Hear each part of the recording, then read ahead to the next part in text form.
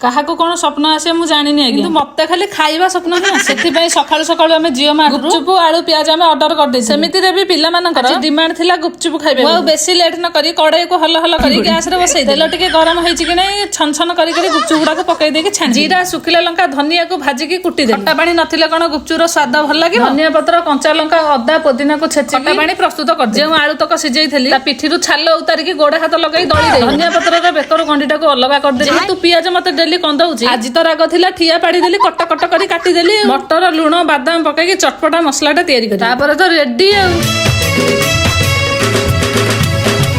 गुलाबी फूल का गाल लाल टोटो लालेला